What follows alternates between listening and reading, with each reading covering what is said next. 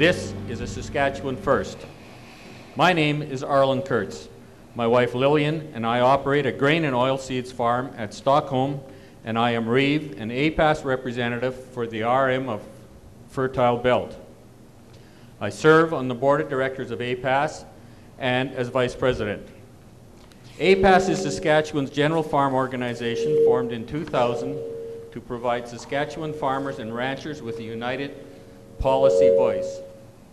The mission of APAS is to improve the economic well-being of Saskatchewan's agricultural producers and to support viable rural communities through lobbying for progressive agricultural policies. The vision of APAS is a future where agriculture is profitable, rural communities are viable, and the role of agriculture in society is recognized and appreciated. As a farm lobby organization, APAS develops and advances policies in the interests of Saskatchewan farm and ranch families and their communities. We advance these policies with provincial and federal governments and do so independently or in collaboration with other stakeholders. We are involved in political processes in a nonpartisan manner to achieve the policy objectives of our members.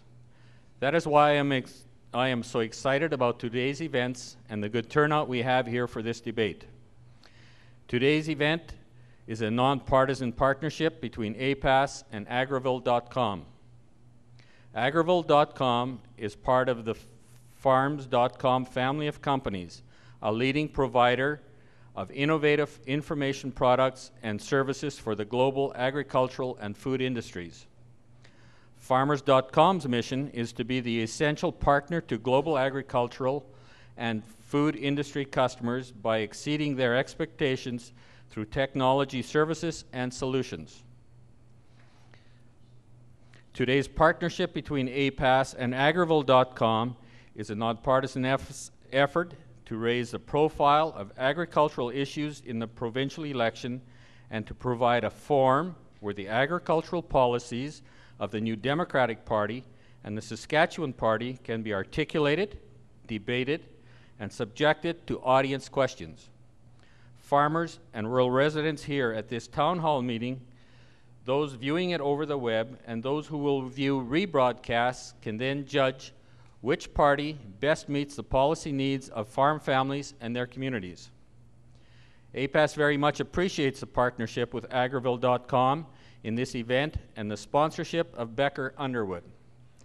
Later in the program, Joe Dales will provide further information on Agraville.com. I also want to thank Bob Benrod of the Saskatchewan Party and Dwayne Yazanowski of the New Democratic Party for participating in today's event. We would like to express our sincere thank you, as it is their cooperation and participation that has made this town hall meeting possible.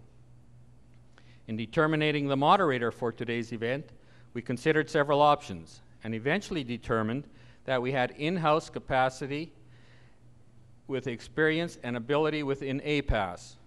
It is my pleasure that I introduce to you Doug Fowler, APAS Policy Manager, who will be the moderator for today's event. Doug, please.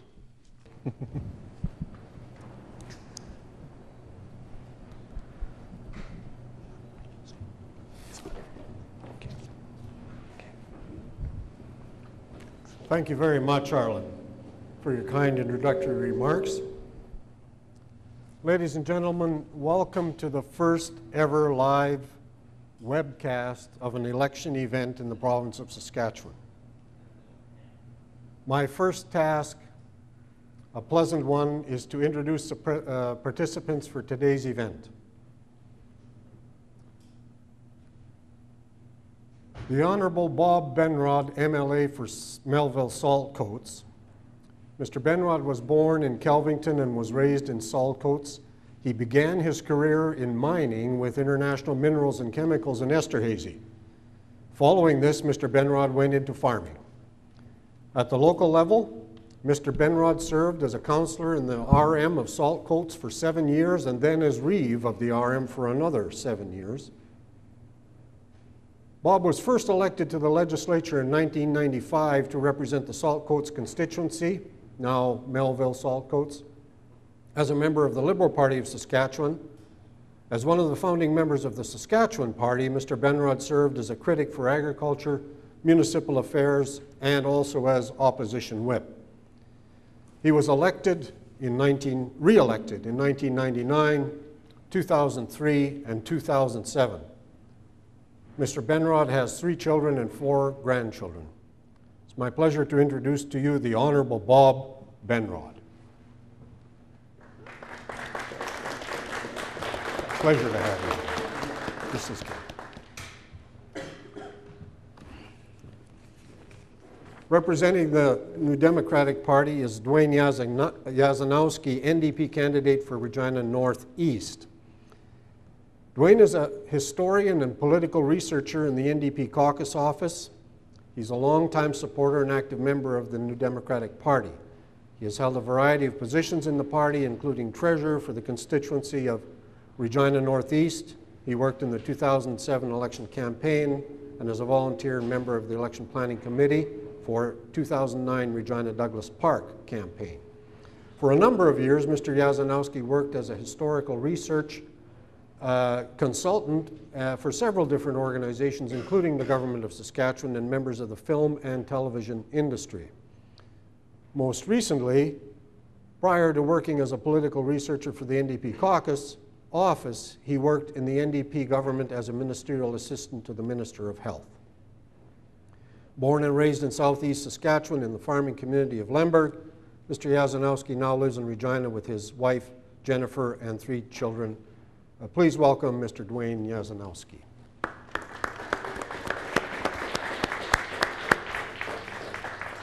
Good to have you, Dwayne.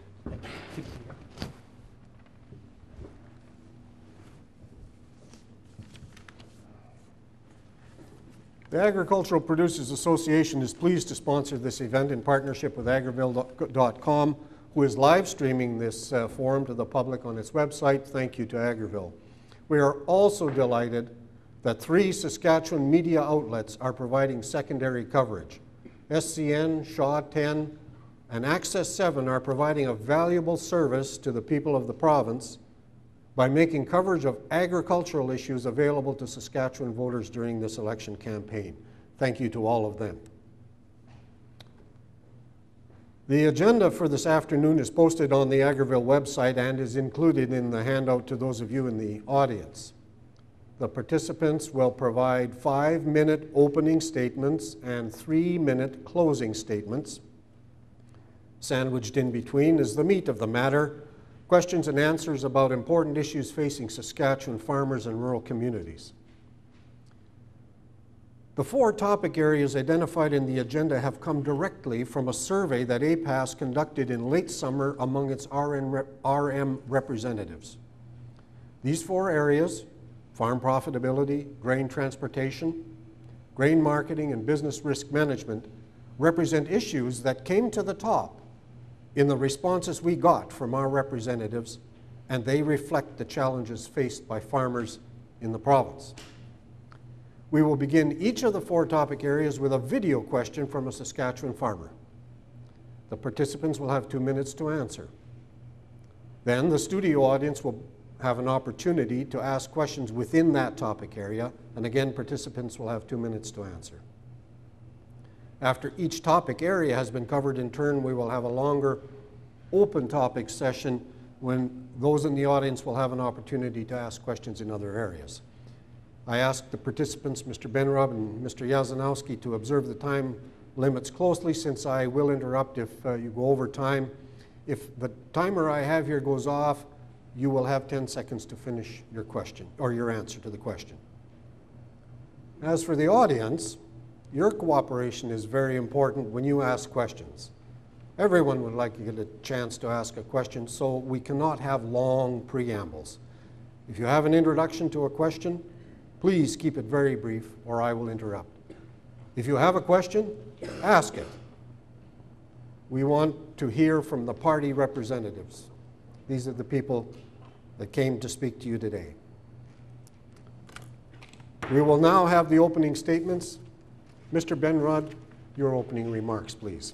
Well, thank you very much, Doug, and I appreciate APAS and Agriville for hosting this event this afternoon. Just before I start, I want to wish Greg Marshall, by the way, a very quick recovery. Greg's been a super guy to work with on behalf of APAS, and we wish him all the best in his recovery process. Today, I think we want to reflect on a number of issues with agriculture, because agriculture, I think, as we all know, is one of the most important parts of our economy in this province of Saskatchewan. Still, about 1 out of every 4 jobs, whether directly or indirectly, are tied to agriculture.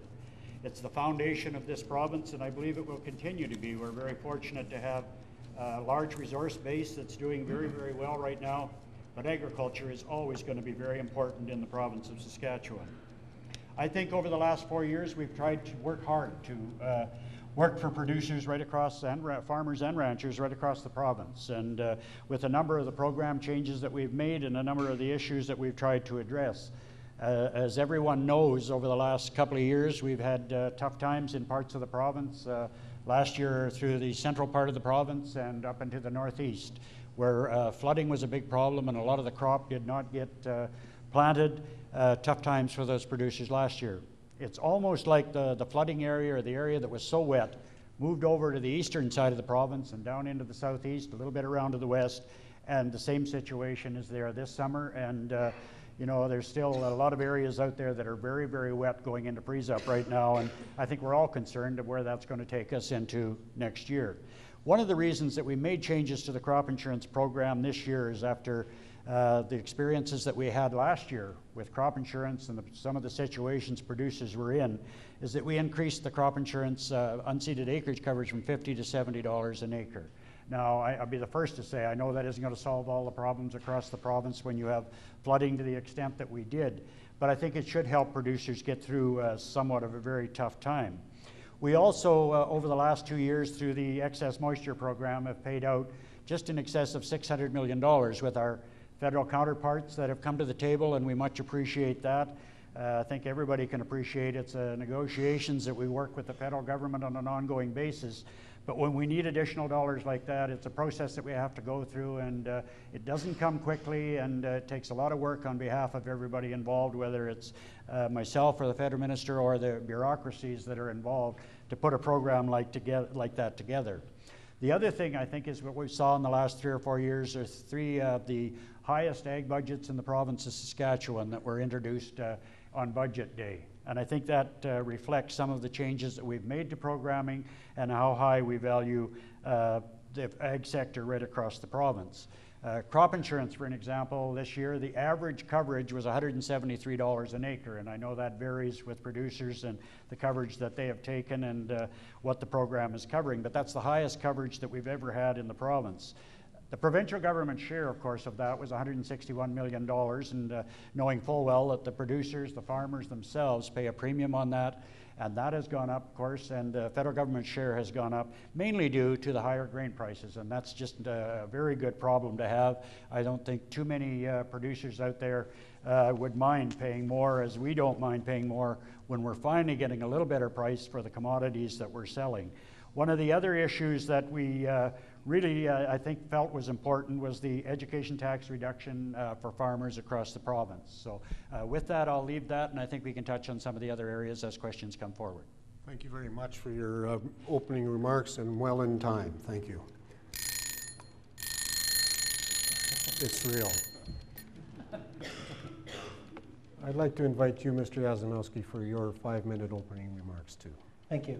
First, I'd like to thank the Agriculture Producers Association of Saskatchewan and Agriville for hosting this event. I also want to thank all the farmers and producers that have joined us here in Saskatoon and that are watching on the web today. I look forward to the opportunity to answer a number of your questions, and I also look forward to a vigorous debate with Mr. Benrod on the agriculture issues that are facing everyone in the province right now. Agriculture is a vital part of who we are in Saskatchewan as residents. Our ranchers produce some of the best, if not the best, beef in the world. And the same can be said for our oil seeds and cereal seed crops. These are exciting times in Saskatchewan, in Saskatchewan's agriculture industry. Grain prices are going up, and cattle prices are arguably better than they were pre-BSE. But while there's a lot of optimism in the province right now and in agriculture sector, there have also been areas of the province that have been hit hard by disaster. I believe there's been almost 10 million acres that have been left unseeded or flooded due to the excessive moistures. And in these areas, more work needs to be done to ensure that the risk management programs are getting money into the hands of producers in a timely manner and getting enough money into their hands to cover their input costs. The Provincial Disaster Assistance Program is behind in paying out claims. Some are still waiting for last year's claims. While producers are generally optimistic about what's going on in the province right now and the direction agriculture is taking, we also hear that there's a concern about the competitiveness of the industry into the future. And now when grain price and cattle prices are on the rise is the time to ensure that the industry is competitive for decades to come. I want to be clear, when I'm talking about competitiveness, I'm not talking about competitiveness at the local farm level. Saskatchewan farmers are some of the most efficient and innovative in the world. When I'm talking about a threat to competitiveness, I'm talking about the industries that do business with the farmers. For example, the cost of phosphorus fertilizer is gone up to $800 a ton and projected to go higher. And this increase is not in response to the company's input costs, but because it is a concentrated fertilizer industry at 2 or 3 big players. And they raise the price simply because they can, because they have no real competition. Bulk diesel fuel is on the rise, selling for as much as 90 cents a litre when oil prices have dropped to around $90 a barrel. And as an NDP government, we'd be prepared to do a farm input price monitoring to ensure that the increases in fertilizer, diesel, and other input costs are because of need, not because companies can raise these prices simply because they have a monopoly on the industry. Rail rates are another example that have increased at a full rate of inflation since 2001, in spite of the fact that farmers are hauling further to meet railway needs. In 2008-9, for example, the 2 main railways, CN and CPR, made $275 million above profit levels, which would have occurred in a competitive market, and this is money coming directly out of your pockets. The Saskatchewan Party government failed to aggressively stand with farm groups calling for the costing review to bring rail rates into line with the new transportation realities. And an NDP government would stand with APAS and other farm groups calling for and demanding a full railroad cost review. This needs to be done. There needs to be policy in place that treats farmers as customers, not captive shippers. Grain quality is also a key part of the competitiveness for prairie farmers. Right now, we have a highly segregated system which gives customers the quality they desire. The Canadian Wheat Board has differentiated Canadian wheat from the rest of the world with different values for grades 1, 2, and 3. This has put significant amounts of money into farmers' pockets and premiums. We need to be thinking about policies which will force input costs and transportation service costs to fall when grain prices fall and margins once again become tight. We all know farming is a cyclical industry, and NDP government will work with farmers to prepare for that downturn. The NDP is a party with a vision for the future for farmers, a future where competitiveness will remain. While the Sask Party right now is looking in their agriculture plank for this election offers nothing new. Its promises are coming from the last 2 or 3 years, and they haven't gone far enough right now in helping producers. We have a plan to introduce spot loss hail, increase wildlife damage insurance, and we will revamp crop insurance to provide more coverage options to producers, including market gardeners. We have all heard the saying, make hay while the sun shines. Right now the sun is shining, and we need to ensure the sun continues to shine and producers don't become captive to a concentrated industry in which the producer pays more simply because there's no competition. Thank you. Thank you. The first topic area, and easily the most important one on the minds of our representatives when they did the survey, is farm profitability. And we're going to lead this section, as we will every topic area, with a video question first from a Saskatchewan farmer.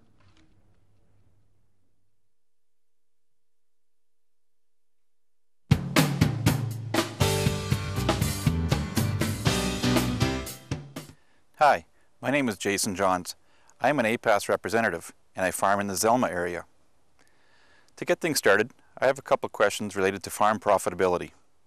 Profitability has 2 variables, expenses and revenues.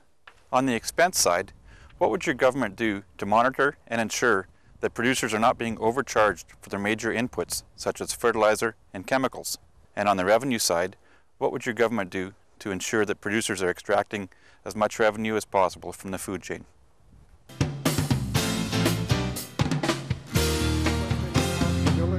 question on profitability has 2 sides to it. One is on the input costs and the other is extracting value out of the food chain. Mr. Benrod, your response, I think there's kind of two questions there, so we'll have a little bit more time for your response on this.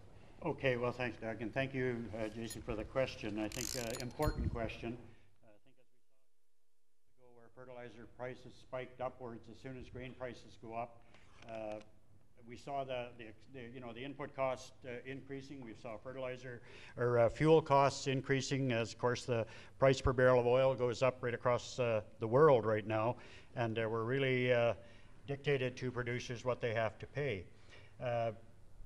You've mentioned a little bit about following exactly where input prices are going, and I think that might be a very worthwhile venture to follow them. I guess the problem being is, how do you dictate to fertilizer companies or fuel companies or oil companies or other businesses out there what they can charge for their product and what they can't charge for the product? I think that's a tough one. You can monitor the issues and trying to make sure there's no gouging out there, and I think that would probably be a positive exercise. But I think the problem then deeper goes into, how do you control those prices when it's a private business that's setting those costs for producers? Thank you. Mr. Yazanowski. Well, as I touched on in my opening statement, right now you have input businesses providing input products to farmers that are increasing their prices simply because they can. Because there's 2 or 3 main players in, for example, the fertilizer industry, the diesel fuel industries, the seed companies. What needs to be done is we have to have an input price monitoring, and NDP government would stand with farm organizations to do that. That in turn puts more money back into the farmers' pockets, because when prices are going up and you're paying $800 a ton for fertilizer, that's coming out of your bottom line. And companies should not be able to simply increase these prices simply because they can, because there's nobody else involved in the market. Farmers, in order to stay competitive into the future, have to be able to extract the most values from their product, and to do that, their input costs have to be monitored, and the input costs have to come into a reasonable line for them. Thank you. Thank you. So in the area of farm profitability, which has been stimulated by the question and answers you've heard, do we have some questions from the floor in that general area? If so, the mic is set up. We have to use this one. Thank you.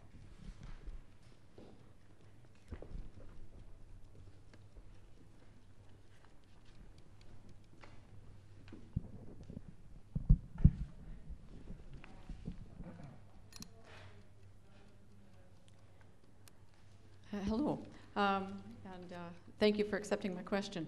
I'm just wondering, as an organic producer, we pay checkoffs, and this is about our profitability. We pay checkoffs as organic producers to commodity groups such as flax growers, etc. Now, none of that funding currently is redirected to organic research and development at all. In fact, we even lost our organic specialist at the U of S recently, so I'm wondering what your government would be prepared to do to help change our profitability line and working towards having some research and development money from checkoffs that are already taken off for us. So the question is, money that it comes from checkoffs of the organic sector should be directed towards organic research. Now, what would you do to make that happen? Mr. Yazanowski. Well, obviously, the organic industry is a growing industry in Saskatchewan, and anything that can be done to help diversify agriculture and help bring more producers in is worthwhile. Some of that checkoff money should be going back into organic research. We'd also look at support for producers that want to move into the organic field in the crop insurance angle, to put more money into them right now to help them transition over for the 3 years that it takes for them to become organic producers. They need to have insurances as well. We'd look at extending to market gardening as well. And that all in turn puts more money into the pockets of organic farmers and producers as well. Well, thank you, and I agree with the questioner that research probably plays a tremendous part in agriculture, whether it's organics or any part of the varieties that we have access to out there.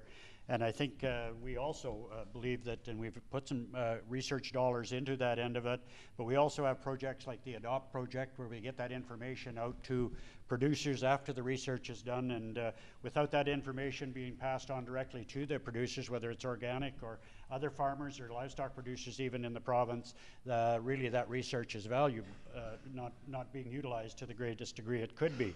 So you know, really to the questioner asked today, I think makes a good point, and it's something we would certainly take a good look at and see and try and direct more of those dollars back into research for organic, for the organic industry.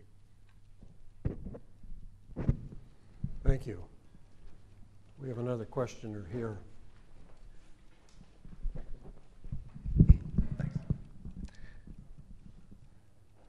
Yeah, my name is Cam Goff. I farm south of Saskatoon here near Hanley, and I'm the one of the elected directors for the Canadian Wheat Board. One of my questions to do with value adding is, I think we're all aware of the pasta plant that was proposed by AGT down in Regina. There was a lot of publicity about it. But I guess what I'm wondering is if the producer's bottom line is being taken into account when these value-added projects are being announced and when they're going to be carried forward. Because AGT in its 2010 annual report actually identified that they had 3 ways to increase their profitability. And the first way they planned to increase profitability was to make sure that they paid producers less for the product that they used to make their actual pasta with. So I'd just like your comments on that part of the value-added issue. Question related to the claims about the pasta plant and value added, and as the microphone comes forward, we'll ask you to kick it off when it gets you involved. Well, thank you, Doug, and thanks, Cam, for the question. And I guess from our perspective is that every time we get a new player into the market out there that are buying for our products that we grow on the farm, I think that competition is healthy out there. I think that's what helps drive our prices to where they are today. I think the improvement in grain prices right now is one of the positive things we've saw in the last year or so. But as companies come on board and the value-added companies that are expanding into our province, in this situation with pasta and Durham, of course, I think every time we get a new one of these partners in the field wanting the products that we grow out there, I think can only help the prices that we have, that we receive as producers, and I think that's a positive going forward. So, Mr. Yazanowski. Well, I think this leads back to the wheat board, to a wheat board question, because wheat board is what was ensuring that the prices of our wheat in Durham was staying at a healthy rate and a healthy price. And if the wheat board isn't there to do this with a single desk, who is going to ensure that those pasta plants are buying grains at the proper prices and at a productive price for producers, that more money is in their pockets? Monopoly seed companies, they're going to look after their bottom lines. They're not concerned with the producer's bottom line. Producers, 62% of the producers wanted the wheat board wanted a single desk wheat. 51% wanted a single desk barley. We believe that the wheat board needs to stay in place, and it does provide competitiveness in the marketplace to ensure that producers are getting more money in their pockets, and it does help with the industry itself. So I think that we are behind the wheat board. We're behind the farmers' rights to continue with the single desk wheat board, and that's where your competitiveness will come from, and that's where would help to ensure that producers are receiving the proper dollars for their product. Good questions and good answers. We're nowhere near the 2-minute time limit from both of you. Excellent. We have another question.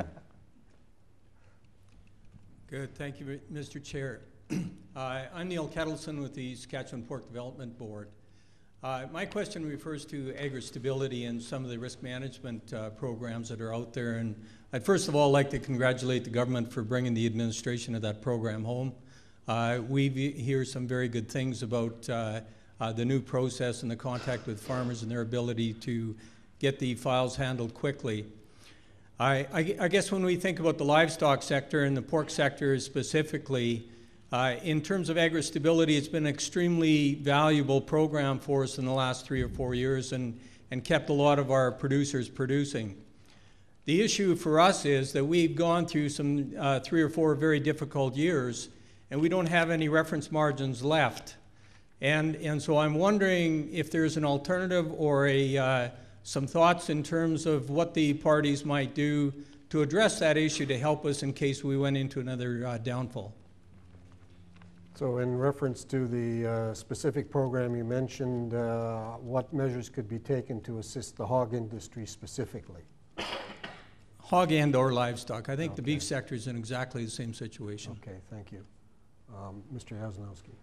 Well, first off, what livestock producers, both pork and beef, are telling us is that that's exactly the problem with ag stability is the negative margins right now. There was no margin to base it on. As you all know, you take out of your 5 years, you throw away your best, you throw away your worst, and you use your average in the middle. Right now, if there's no margin there, where do you come up with the dollars that you should be getting? What we see is that ag stability could be wound down. It could be, and then that money could be rolled into crop insurance and enhancing a crop insurance program that would provide more coverages to livestock producers. Ag stability right now is not transparent, and most importantly, it's not bankable. You can't take your ag stability claims to the bank for a loan, where you can go to a bank with your crop insurance. If we would wind down the ag stability and put that into crop insurance, you'd be able to take that for protections in the year to come, and even to cover your costs this year. So, thank you. Thank you. Mr. Menrod. Well, thank you, Neil, for that question. That's a very important question, and it's something I know we've talked about on a number of occasions. I believe when we first formed government, it was one of the issues there because we were shortly after BSC, especially on the livestock side, but even on the hog side when prices had gone down so badly that margins really put producers in a position where they couldn't access any type of a payment out of the program. That's one of the issues that we've taken to the federal government, to the federal table when we've had federal provincial meetings, and somewhat frustrating to a degree, because at the federal table to make change, you need 7 provinces and the federal government to agree before any changes can be made. The federal government, I believe, were open to looking at the situation where we could deal with margins, and if you'd had 1, 2, 3 bad years in a row, that your margins wouldn't put you in a non-payout position. The problem that we had is a number of the other provinces, especially like Atlantic Canada, for instance, feel that the program works for them. And I know many producers in this province, and I believe Alberta sides with us on this one, that it works for some, but certainly does not work right across the board.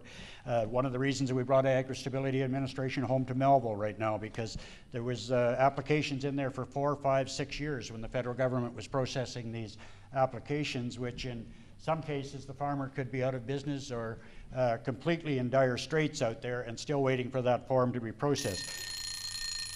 We haven't solved that problem completely, but I think with the administration back in Melville, that's certainly going to help from that end of it, and we're certainly going to continue to work to try and get the situation with margins dealt with the federal government and the other the other provinces. Thank you. Thank you both. I think we've done a nice job of covering this first topic area, and we're going to move on to the second one. It's been mentioned in passing in remarks to date, and that's specifically grain transportation. We again kick off this section with a video question.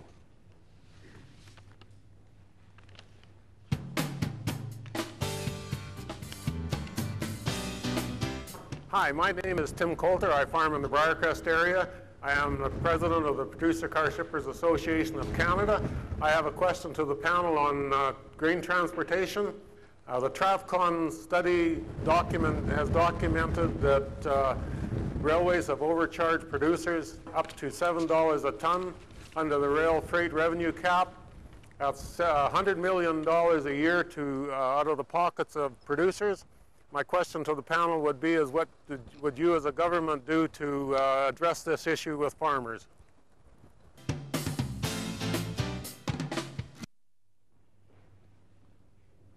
So, Mr. Yazanowski, on this question. Well, the biggest single input cost for the producer is grain transportation. That's no secret. Everybody knows that. The last full review we've had of a railway transportation cost was done in 1992. Since then, the transportation companies themselves, since then, transportation has seen 2 major efficiencies with the number of elevators, which have plummeted from 1,500 to about 240, and the railways that have moved to multi-car blocks of at least 50 or more. Right now, according to the study that was out, farmers are paying $8.81 ton more for transportation, and that means that they're paying as much as $275 million more coming out of your pockets to transport your grain. What we need to do is we need to have a full costing review done on the railways, again, to bring money back into your pockets. Every dollar that you're paying more to ship your grain is money coming out of your pockets and it's cutting into your bottom lines. A full costing review would put some money back into your pockets. So the NDP government would be in favor of a full costing review of the railway transportation. Thank you. Mr. Benjamin, on this Well, question of freight rates. thank you, and we certainly, actually, we agree, I think, Dwayne, on this issue where a costing review is needed, but I think also we certainly have to follow up on the service review that has taken place. And I noticed something that was positive yesterday is Jim Dinning from Alberta has been appointed to deal with the service review and make it have some of these recommendations happen with the federal government. He was appointed by the federal government to work with shippers and producers and organizations right across the Western Canada here to make sure that some of these recommendations or all of these recommendations are followed through and again bring reliability to our freight that's delivering our products to market. I think far too often we've seen in the past, whether it's labor unrest or whether it's the railways not really paying all that much attention to when grain needs to be moved, there might be some other product, whether it's potash or whatever it seems to be, has a higher priority. And I think with the service review, hopefully we can deal with a number of those things, and then to be followed up with a costing review, we would certainly agree with that process taking place. Thank you. So in the area of grain transportation, I'll open the floor to questions. If you have something in this area, please. The first one. My question, My question concerns short-line railroads. Farmers in this province have invested millions of their own dollars to buy and set up short-line railroads. And I'm looking at the whole wheat board thing that's going on right now. And I guess losing the wheat board is one thing, but there's a lot of other little poison pills that are in this act that I think our government should be jumping up and down and screaming about. And one of the big ones concerns producer cars, and the other big one concerns the ability to offload or to load grain onto ocean-going vessels at ports. That legislative right has been removed from the new act, and so it's going to be a moot point, even if you can get producer cars, say for wheat and barley, because how are you going to get it on an ocean-going vessel? And so your question is? How are you going to? What's going to be done about short-line railroads? What's going to be done to protect short-line railroads? It's too valuable of a thing for this province just to sit back and let it go. Okay. So in light of the elimination of the single desk and the legislation that's being looked at now and the potential impact on short lines, what actions would you take to ensure their survival? Well, very important question, and I think there's a number of areas. Short lines are a main part of that. We're very appreciative of the work that short lines have done in this province, and we will actually be assisting other short lines that may want to start up. Takes the transportation off of our highways, which we all know right now there's truck traffic everywhere, so they play a valuable part in the transportation of our products going to market. But producer cars are a big part of that, and we've had actually talks with the federal minister on this, passing on concerns from producers, whether it's producer cars or short line rails. Advance payments was another one that the Canola Growers Association are going to deal with. Churchill was another part of that whole thing that I think we had concerns about too. What happens to Churchill?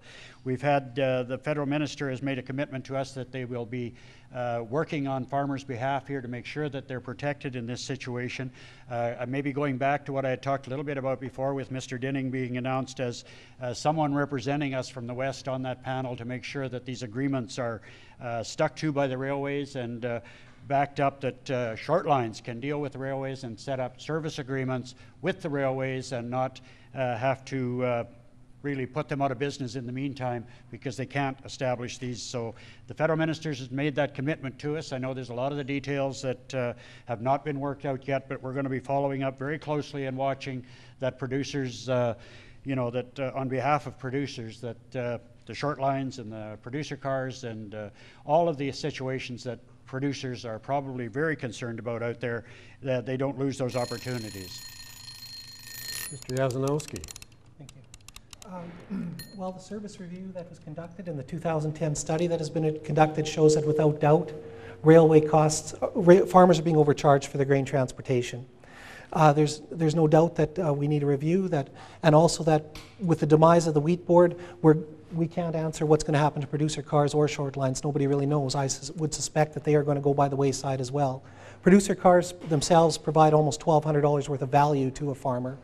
And what the NDP government would do is stand ready with APAS and other organizations to try to protect the producer cars and the short lines to provide a competitive alternative to the railway transportation costs. And by doing that, we would be ready to provide bridge funding for short lines and for producer cars to keep them alive and open. That money that the money that we'd spend in the bridge funding, I would suspect we'd get back from the highways, from money that we wouldn't have to put into our highway infrastructure. Because if we lose our short lines, we lose our producer cars, we're also going to have more trucks traveling further down highways, and we're going to have to spend more on repairs to the highways. So if we put that money and provide bridge funding to support the short lines and producer cars, we in turn save money on highways, and the money comes back to us. Is it possible to have someone else ask a question first, and then we'll come back to you? Thank you. Just please identify who you are and where you're from. Sorry. Marion McBride, I'm from Regina and farm in Moosomin. Once again, I have a question related to organic producers. We have a lot of organic producers who do load rail cars, and in talking with many of those producers just this past week, they don't have access to the facilities because we're getting rid of all of our small sidings and so on. And I mean, the other thing that's is an issue is our roads across the province for those people who are carrying their organic grains by truck. Our roads are in deplorable condition in many cases, and I think that becomes a transportation issue for us as well. So I'm just wondering if you've got an answer to making sure that we don't close any more of the ones that we still have retained. I hear about costing and everything, but what are we going to do to stop it from carrying further on? So, Mr. Yazanowski, protection of producer car loading sites, and in this case specifically for organic producers. Well, first off, going back to what I said before, protecting of the producer car sites ties directly to keeping your wheat board. A single desk wheat board that's where the producer cars are coming from. Most of the grain loaded on producer cars come from grains that are shipped through the Canadian wheat board. So if our wheat board is alive and well, our producer cars are alive and well, that means that organic producers will have the option to use a producer car. As far as the highways, the problem that we have right now is that we're not going down deep enough when we're fixing our highways. We need to be going down further to a solid base. And yes, you may be doing less kilometers a year, but you wouldn't be going back and redoing those kilometers over and over. So if we keep our wheat board alive, keep our producer cars, we would help with bridge funding to keep those producer cars and short lines alive, and also then ensure that the highways, when we are working on them, that you're going down deep enough and actually getting to a base, that you don't have to continually redo those highways. Thank you. Mr. Benrod, on this same topic. Well, good question again, and I think these sidings are very, very important out there. We've certainly passed on our displeasure to the federal government when CP and CN come along and proposed to pull out these sidings, and in fact, in many cases have done that before we have the opportunity to utilize them. And I guess my feeling is that from their point was there's weeds and everything else grow around these things, but from my point of view, they hurt nothing sitting there, and at some point we may need these. We maybe aren't utilizing them right now, but let's leave them there into the future. You know, if weeds and those things are such a big situation out there, then come to us and say, let's find a way to look after them. I think the railroads have enough money. They could probably spray down the weeds and everything else, but leave these short rail lines sitting there that in case we need them down the road, that they're there for us. One of the other things with the producer cars I might touch on too is that when the federal minister said that the producer cars, when we ask him the question, there's a large concern out there that we don't lose. I think it's 4% of our products, grain, goes on to producer cars, and there's $1 savings, many dollar savings for producers out there, that we don't lose that. And his response to that was that the producer cars will fall under the Canada Grain Commission, and they will allocate these cars, and he gave us his assurance that there would be no loss in producer cars out here for producers, and we will certainly do our best to hold him to his comments.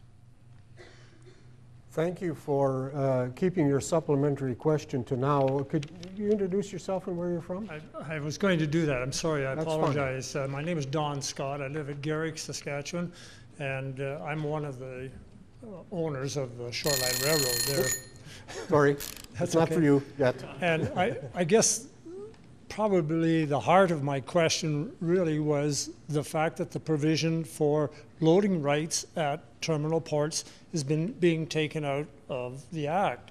And that just puts a stranglehold on the whole producer car or personal shipping. You know, what farmer is going to be able to put together a sale of, say, 20,000 tons in order to get it on a boat? And then secondly, how is he going to get it on a boat? Thanks. So, Mr. Benrod, on this other aspect, other direction he's taking on this issue. Well, good question again, and this is one of the also that we followed up with the federal minister on, that these are the concerns we're hearing for producers. I don't think they have answers to all of these questions right now. I think a number of these issues, we would hope that there's responses to them very quickly. Service agreements, he made the commitment that they will work with short line rails on behalf of producers out there to make sure that short lines can come to a service agreement with the railways.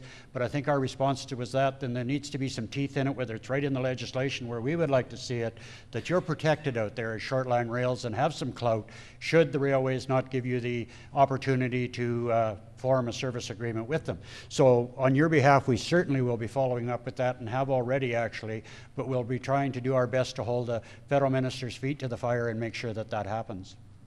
Mr. Yazganos. Well, I appreciate the fact that the former Minister of Agriculture and his party was trying to hold the feet to the fire of the federal government, but obviously to do that, they also need to be in support of a wheat board, because a wheat board is what will keep your producer cars and your short lines alive. So I think we need to be pushing a little harder if we're seriously concerned about producer cars and short lines, and that the service agreements, that we need to be pushing to fulfill those service agreements as well, and that the regulations, that you're right, that a farmer isn't going to be able to compete. Where are they going to get 20,000 bushels to compete with a short line, to haul to get out to the coast? So what we need to do is we need to first establish the fact that the wheat board needs to be, that we need to keep the wheat board. Most of our producers want it. That in turn will help to keep the producer cars and the short lines alive. And hopefully and we also need legislation that would help with keeping the short lines alive. We have someone else heading for the mic. We'll have another question in a second here, or at least one.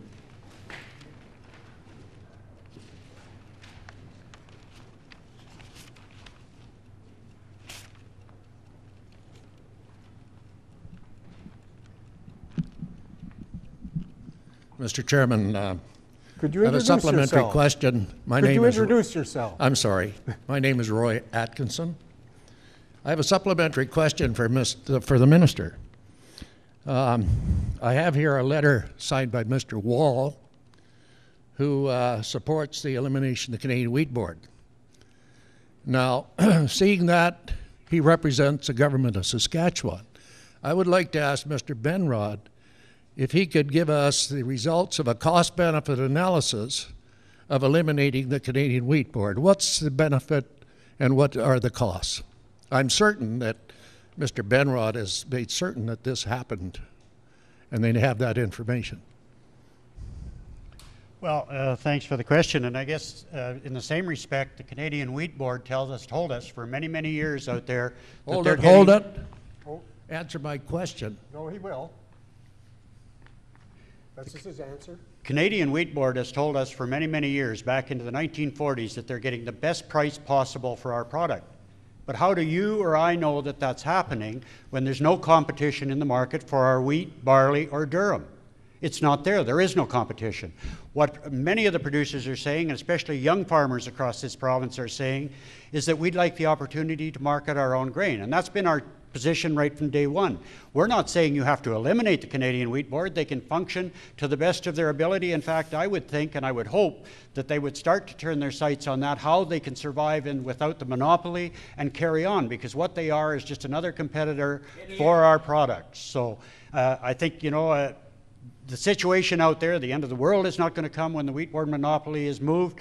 Canola, for an example, flax, oats, all of these products are sold outside of the wheat board and have functioned very well. So I think we will see that into the future with wheat and durum and barley. I think we will see when the smoke clears that this will work too. And I think especially for our young farmers that are coming into the agriculture sector, we need more young farmers. They turn on their computers in the morning and they can check prices, they can check where the markets are right across the world for that matter.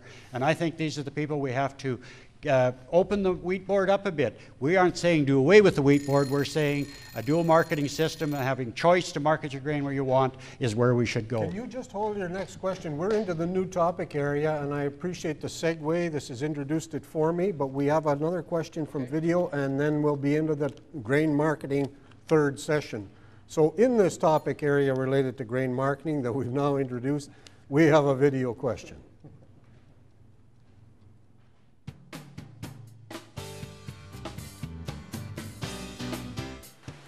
Hi, my name is Ken Rosasson. I'm an agricultural economics professor at the College of Agriculture and Bioresources, University of Saskatchewan. I am an APAS representative, and I also operate a family farm in the Priestville area. My question to the participants is about grain marketing. The Honorable Minister Ritz has assured farmers that the Canadian Wheat Board will be viable after the changes. My question is, with the removal of the single desk, will the Canadian Wheat Board be viable after August 1st, 2012?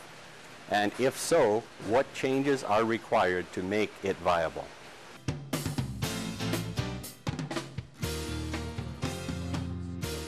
On August 1, and what needs to be done to make that happen? Well, I think the federal minister had made it very clear that the federal government will work with the Canadian Wheat Board for the next 4 or 5 years, help them adjust to the new marketplace that will be out there for producers right across this province, and I believe that commitment will be there from the federal government. Having said that, you know, I guess the question that we've talked, someone mentioned here before about the vote that was held out there, and I think many producers realize that it wasn't to start with a binding vote, and many producers didn't bother taking the time to even take part in that vote. But, you know, the one thing I would have liked to seen in that vote was whether producers would like dual marketing, whether they would like the choice to keep the wheat board, but market outside or inside. And I think that question not being on the ballot skewed the results somewhat. I think if you asked that question along whether you would like the wheat board gone or you would like the monopoly to stay or would you like a dual marketing system, would have provided maybe more incentive for more producers to take part in the vote. But also, I think it would have changed the results somewhat. I know the wheat board had held plebiscites earlier on, a year or two ago, and when that question was asked, the numbers went up dramatically of the producers that said we would either like choice or we would prefer a dual marketing system. So on this question of CWB viability, you know, on August 1 next year, and what to make that happen? Okay, well first, I don't believe that there is a viable, that the wheat board can exist as a viable option in a dual market.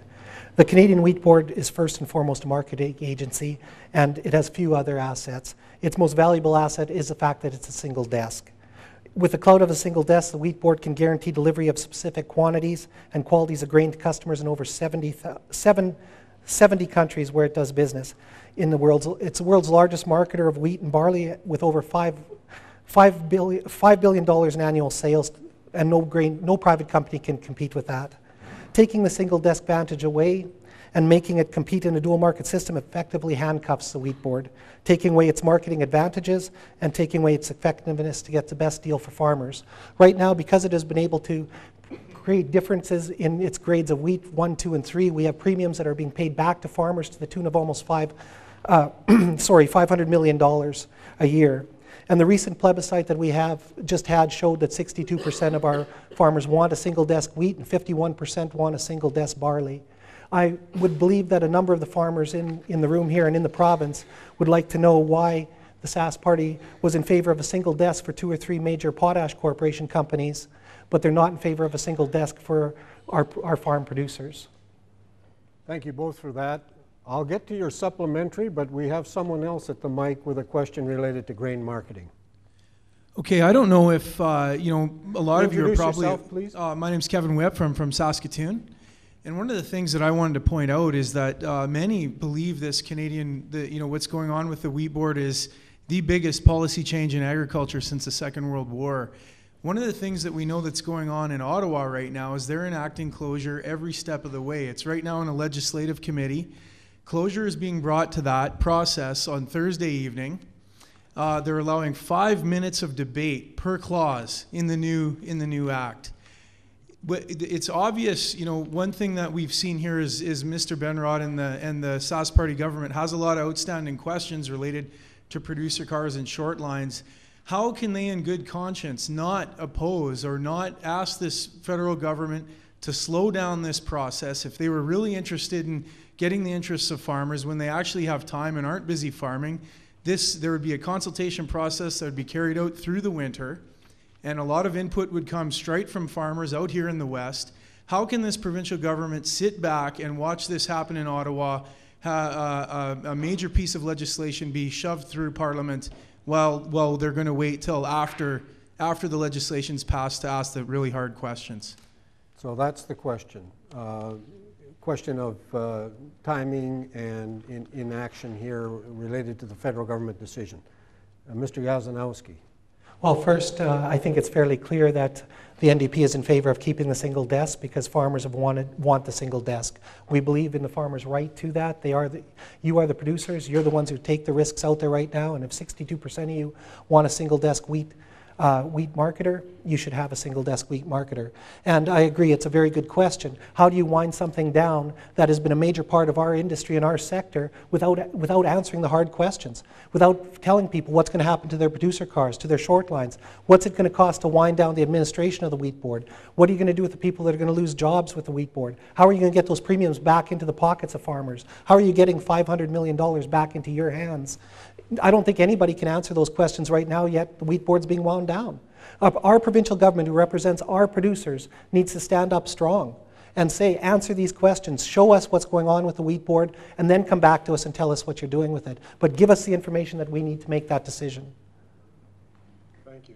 Mr. Benrod, on this question of planning and process related to the CWB decision. Oh, well, thanks, Doug. And, you know, really, this hasn't been a surprise to anyone. I don't think the federal government has been constant in their position on the Canadian Wheat Board for many years, and I think we saw they got a majority government now, and I think we all knew that this was going to be part of their plan going forward, that the Wheat Board would have to deal with not having the monopoly.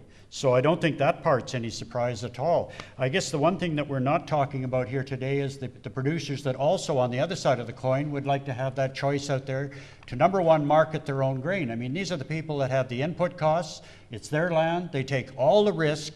And yet when they get to the point in the fall of selling their product, whether it's wheat or durum or barley, they don't have that right to sell to whoever they want. They take what the wheat board tells them they're going to be paid for it.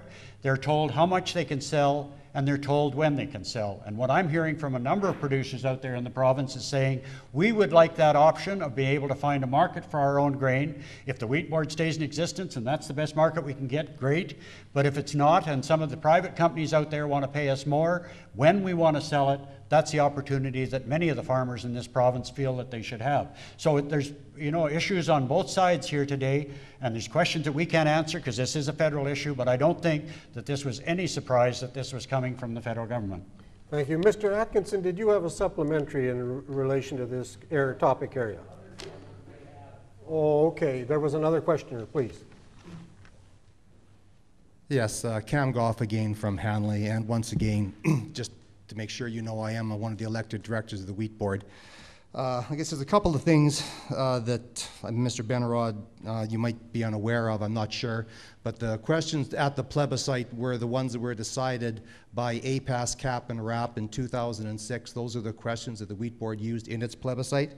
As far as not having a dual market option, basically, we've gone from no farmer control once this legislation passes to government control, and what you're ending up with is not a dual market. What you're going to end up with is an open market with one more competitor, which would be the new entity that rolls out of the current Canadian Wheat Board. So an open market, I guess, to my mind, is not an option. And from all the studies we've done at the board and with other groups, So the that question isn't an is? option. The question is? Well, the question is basically, I'd like to know what this government is planning on doing to try to make sure that farmers' voices are heard, because I've certainly been in touch with your party over the past several months, and really all I've gotten is the fact that that you want the wheat board gone, which I don't argue with. That's certainly a valid proposition, but I would like to know what you're planning on doing to lobby the federal government to make sure that farmers in Saskatchewan have the marketing system that they want. Okay, thank you. I'll give you a minute to prepare and let Mr. Yazanowski have a go at this one first, on the assumption that you form government. Well, first off, as I said before, it's no secret that the NDP is behind the keeping the single desk wheat board and barley. We'd be pushing the federal government to answer the hard questions before there'd be any talk of winding down the wheat board. We need to know how as I said, how those premiums are going to get back into the producers' hands. We need to know what's going to happen with the producer cars and the short lines. Is the federal government going to be kicking in some bridge funding to keep producer cars and short lines alive? Those are all things that need to be answered. We can't wind something down if you can't answer the questions, because you're going into it blind then. And how do you keep that money in the hands of producers? And how do you keep a competitive advantage for farmers if you're winding down a single desk market that is selling to over 70 countries around the world right now? And as I said, the wheat board cannot survive in a dual market because its single most important asset is the fact it's a single desk. So we won't have a wheat board if we end up with a dual market. Yes, Mr. Benrod. Well, number one, our position is not to get rid of the Canadian Wheat Board, and I want to make that very clear. I thought I had in one of my earlier answers. The Wheat Board, I think if it works its way through here and survives, is great, because it's just another avenue for producers to sell their grain. But as I said before, if it comes to canola or flax or oats or any of the other commodities, the pulses out there that are not locked in under the Canadian Wheat Board have the opportunity to sell their product when they want it, to who, if they want to carry it over, fine, but they can go out and market that grain and take the price that they find is the best in the marketplace. Right now we're being told by the Canadian Wheat Board, and have been for many years, this is the best price you can get. But many farmers are saying, how do I know if that's the best price I can get when it's the only show in town? It's the only place that I can sell my wheat or barley or durum to, and I have to take their word for it that we're getting the best price. So I think what we're saying is that a number of the producers in the province want choice. Wheat board can stay in place. I think that's a positive, but I think many of the producers in this province would like to have the choice to sell their own product. Okay, thank you. I'll take one more question in this area related to grain marketing. Ken Gidlick from Bigger. I would like to know what you would forecast our price per bushel for cost of selling to the open market compared to the wheat board after our voluntary wheat board has gone broke as it did in Australia. So, Mr. Benrod, I guess I'd interpret, what are your impressions of what is going to happen to the pricing post? Well, I don't think we know. I don't think anyone knows. But let's use an example of canola right now. I think it's $11.50 a bushel. Now, if that was under the Canadian Wheat Board, can you guarantee me then that that would be more than we're getting out of the open market right now? Or flax? I believe flax is $14 a bushel. I don't know. When I was selling my grain, I'm not just sure that that would be higher. In fact, maybe it would be a way lower, and then of course we get the after payment, but you're never sure what you're going to get out of that. When you have the choice to sell your grain, you'll get your price up front. You have your options of whether you to sell to a Viterra or Pioneer or whatever the company may be out there. It's your choice. You sell when you want, you can sell how much you want, and I think that option should be available to producers. I don't know how we feel that we should be able to force producers that want that option to be locked in a monopoly under the Canadian Wheat Board. And you're welcome to your position, and I find it's across the province. Probably producers are split down the middle on the issue. Some want the monopoly, some want choice out there. But I think those that want choice should have that option. And if you want the Wheat Board, and it's as good as it's telling us it is, then I think it will survive after the monopoly is gone. So, Mr. Yazanowski, your impressions of prices for wheat and barley post single desk? Well, right now with the single desk, the value of the single desk is the fact that it has provided different grades of grain. You have a number 1, a number 2, and a number 3. You're paid at different rates for those, and you receive premiums on those. Comparing canola and lentils to wheat right now is apples to oranges, because if you're selling, basically you're selling number 2, farmers are paid for a number 2 or better for lentils with no premium on a number 1 right now in the open markets. With the wheat board, you are getting those premiums. You're getting $500 million worth of premiums paid back in the last year, and I'd like to know with a private company who's going to sustain those different grades, who's going to ensure that those premiums are coming back. Private companies by nature make money. They need to make money. That's their job. Right now, the wheat board makes its money off its premiums and it gives it back to you. Are those premiums going to come back to you in a private sector, or are they going to go back to the company itself? Thank you. And your supplementary will close the session on grain marketing, Mr. Atkinson. Thank you. With all due deference to the minister, I'd like to repeat the question.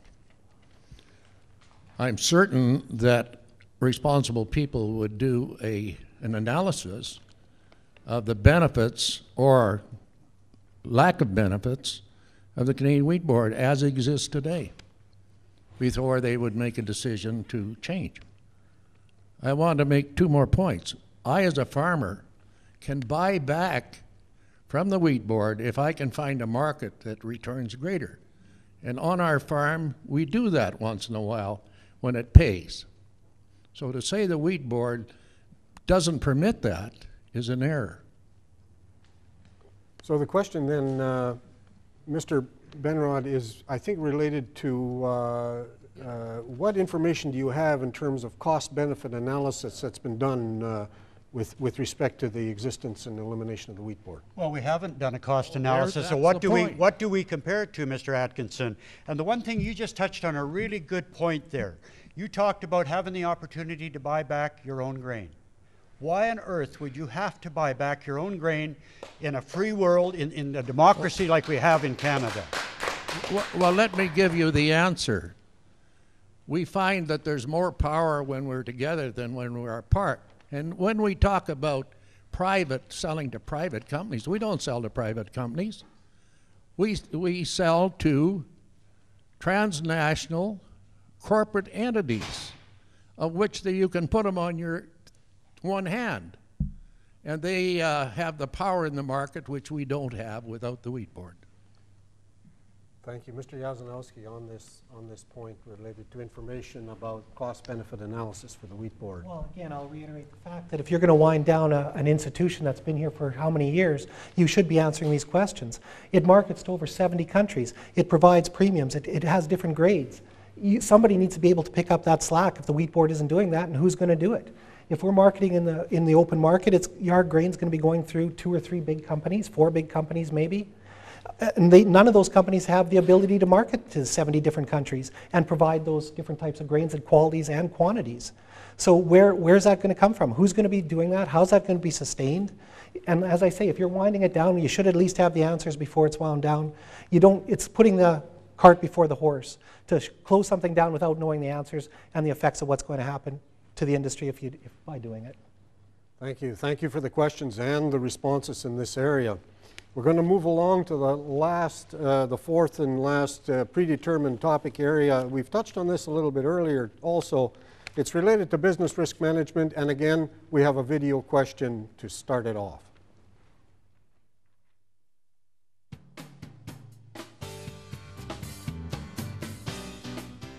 Hi, my name is Todd Lewis.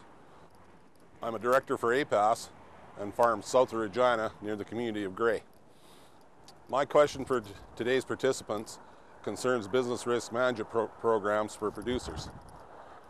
After years of discussions and really building no consensus about how to make the agri-stability portion of business risk management more effective, APAS has put forward to the growing forward 2 discussions that agri-stability be phased out and the dollars put towards other portions of the risk management program.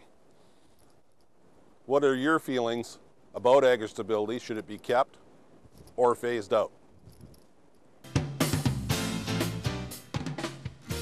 Specifically, a pretty direct question about the program that was mentioned earlier. Mr. Yazanowski, what is your view on this? Well, a number of the producers that had called into my office when I was working told me that ag stability is first way too complicated. They don't understand it. First, some people are getting payments, they don't know why. Others are not getting payments, they don't know why. I think the ag stability should be wound down. It should be rolled into a more comprehensive crop insurance program that would provide coverages, get rid of the negative margins, because a lot of times negative margins aren't able to trigger a payout to producers. It's not bankable, as I said before. You can't get a loan against it, whereas crop insurance you can. You can use that to pay your current input costs and projected costs into the future. So ag stability I think, could be wound down. There's a number of programs that are very successful right now, like Agri-Invest, but unfortunately ag stability isn't solving the problems right now. It's not providing the insurances and the assistance that's needed to a number of producers. Some do benefit, but a lot aren't. I think by winding it down and creating a more enhanced crop insurance program, you'd be able to provide more coverage to more people and provide more benefit. Mr. Benrod, your position on this question of phasing out agri-stability? Well, very good question, and it's an issue that I've talked about for the last 2 or 3 years. Agri-stability, I don't think there's any argument here, or probably with producers in this room, that agri-stability is working for everybody. There's some good checks going out there to parts of the industry, but if you're not one of the producers out there that has that opportunity to have your application processed and get a payout out of the agri-stability program, it's not working for you.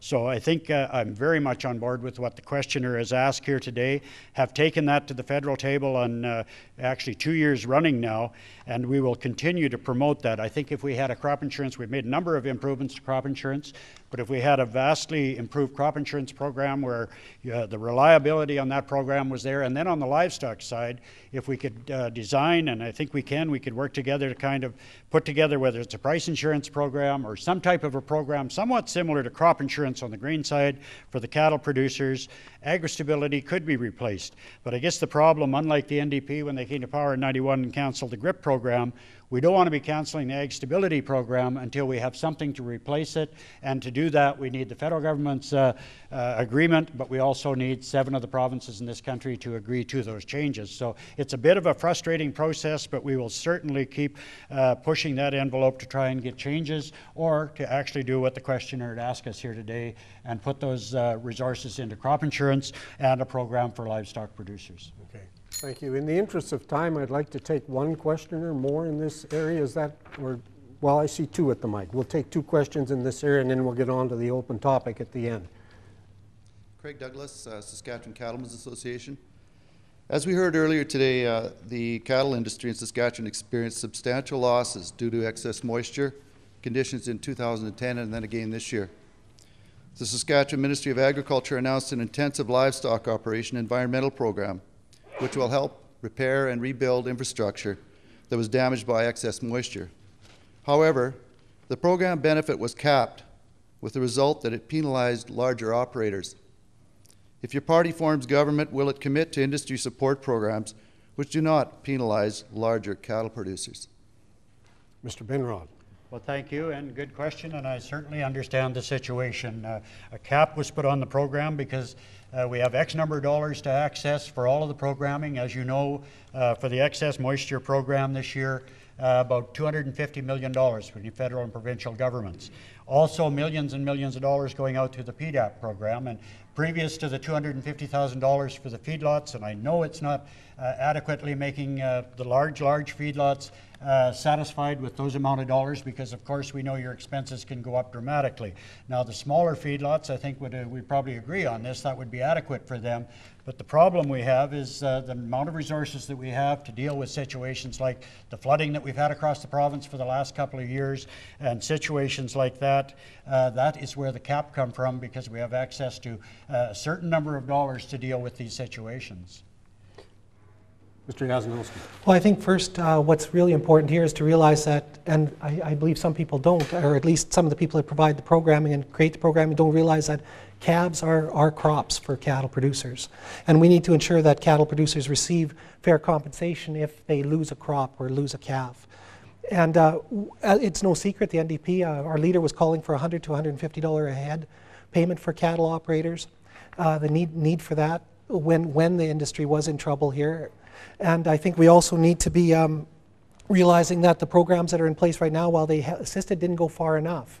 And we have historic revenues coming into this province right now. We have a AAA credit rating. It's time, and we should be providing the assistance needed to ensure that our ranchers and our producers, our cattle producers, can survive and continue to flourish into the future. Cattle prices are rebounding. That's a good thing, but they're only getting back to BSC prices, maybe a little above right now. We need to ensure that there's competitiveness in the market going forward, and we need to ensure that if there is a downturn and another disaster comes, that we're prepared to help the industry, that the industry doesn't die. We lost, I think we went from almost 1.5 million head of cattle in 2007 to 1.27 million in 2011. If a trend like that continues, our industry will die out on us. Final questioner in the area of business risk management. Mr. Chairman, thanks very much. Neil Kettleson again from the Saskatchewan Pork Development Board. And we've had a lot of discussion here about crop insurance. And crop insurance, quite frankly, doesn't do much for the livestock producers. And although crop insurance is a very valuable tool for the grain farmers, let's not forget that crop insurance, farmers are subsidized to the 2.5 of it, regardless of what their profitability is. So if we're talking about risk management programs, would the government be prepared to open up the total suite and look at a sharing between the amount of support provided to the livestock area as well as the grain area, and do it on a proportional basis?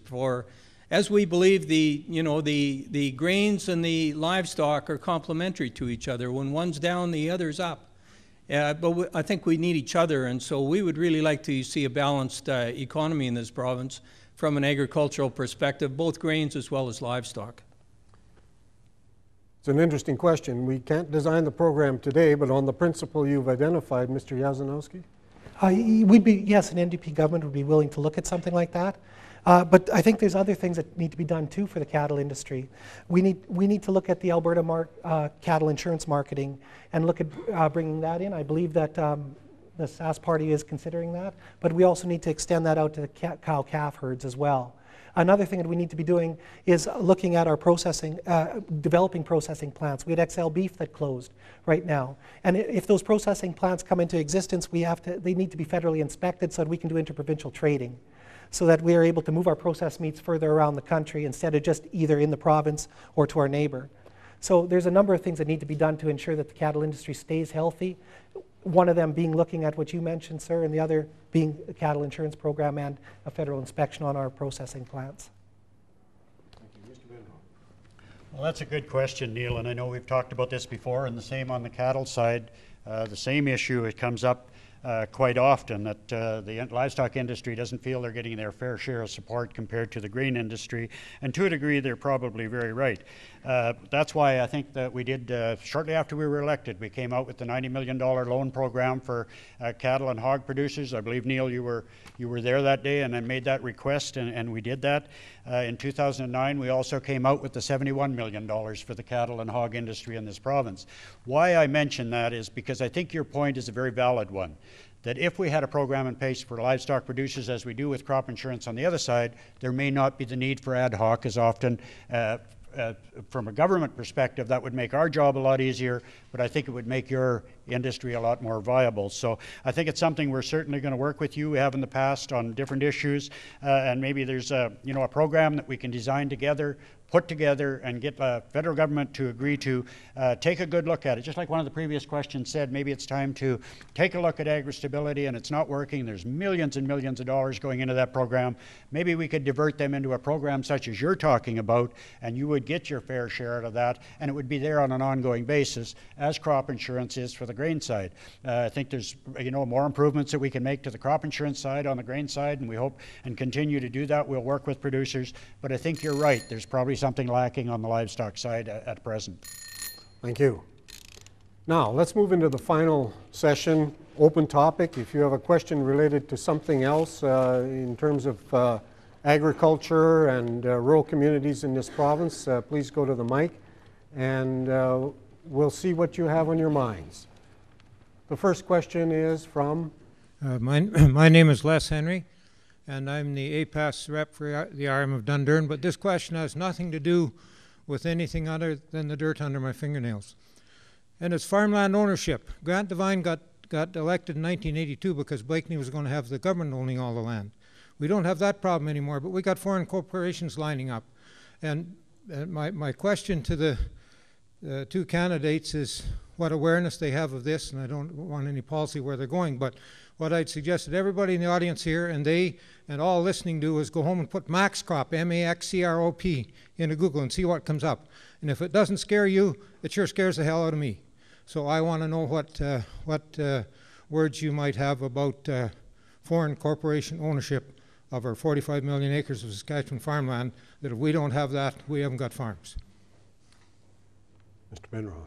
Well, and I think it's a good question, and we get that concern from time to time from producers across the province, especially when there's father and son trying to get into business out there, and it makes it very, very expensive to compete with the companies out there. I think you will admit, though, that we're working under the same farmland security rules that were in place long before we formed government. But at the present time, we have no intentions of really looking at that situation or changing the rules as they were brought in by the NDP. But certainly hear your concern and hear that from some of my own constituents. I'm from Melville Saltcoats on the east side of the province, and we see the farms the trend is to get larger and larger out there. And I think that concern is, especially if you're trying to expand your farm or bring a son or a daughter into that operation. Thank you. Mr. Yaznowski. Well, obviously, I hear that as well when I'm at work. I hear the fact that the corporate farms are getting larger. There's more land being bought up by foreign investment. And I think it is something that, much like anything else, as the times change, economies change, it's something that you need to take a look at, and you need to open up and see if the current process is proper, if it needs changing. If it doesn't, it needs to be looked at. I also think, though, that this ties directly to rural life. And if we're going to keep rural communities alive, we also need to look at the fact that we need to keep people out on the farm.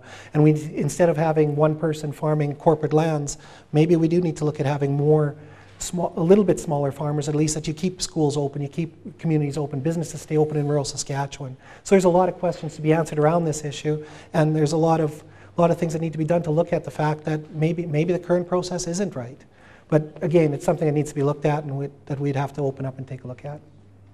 Thank you. Next question. Marion McBride, I've been the media coordinator for the Food Miles Committee for the last year for Saskatchewan Organic Directorate.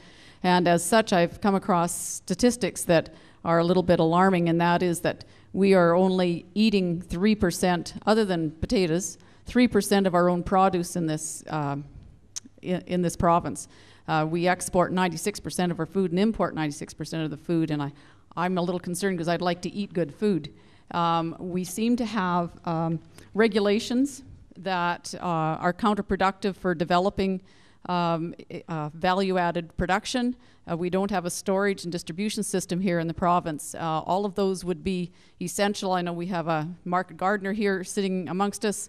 We need to have something for the rest of us in the small producers. So I'm wondering what you are prepared to do to help us feed ourselves better and provide the support. We don't have a beef processing plant in the province where we can take an organic animal and get it slaughtered. We have lots of people who would be prepared to develop that industry, but we need some support on it. What have you got for us? So what would your government do to support local food production and provide the infrastructure required to make that happen? Well, that's a good question, and I'm happy you asked us that. Right now, there are a lot of, as I say, the organic markets are growing. Market gardenings are becoming far more popular. We need to be ensuring that organic farming, there's an easier transition into it and coverage under our crop insurance programs. We also need to ensure that market gardeners are being covered under our crop insurance program.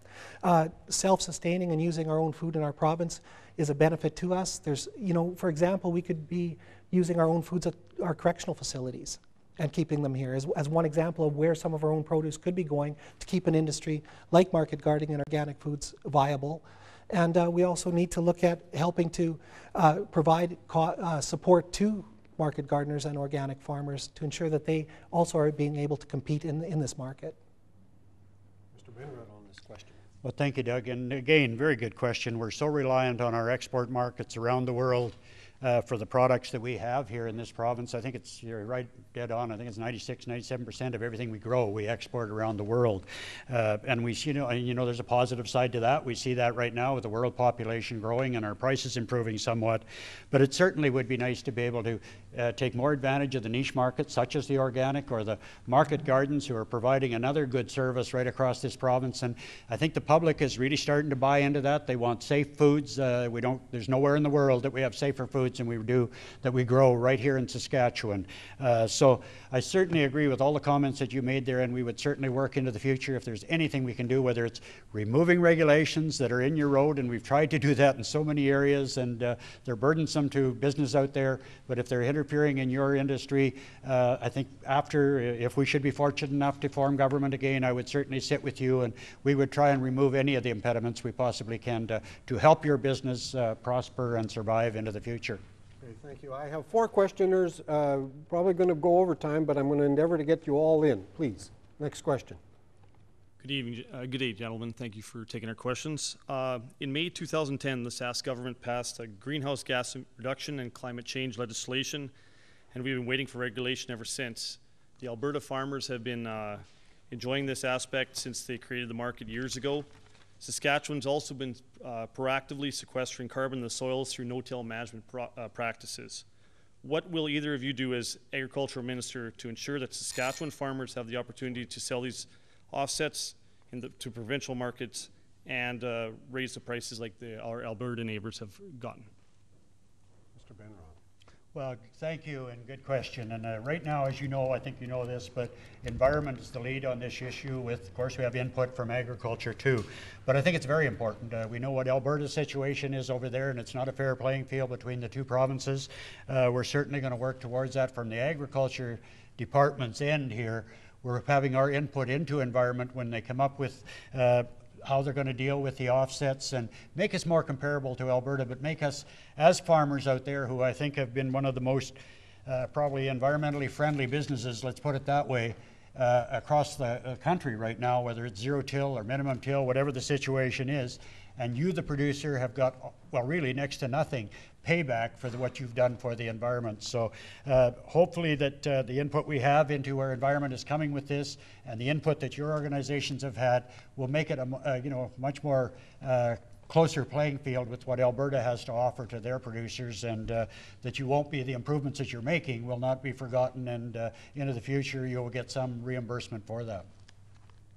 Mr. Yazanowski, on this question of carbon credits, etc. Well, it's a very good question, and clearly in society, anything that will reduce our carbon footprint whenever feasible is a positive.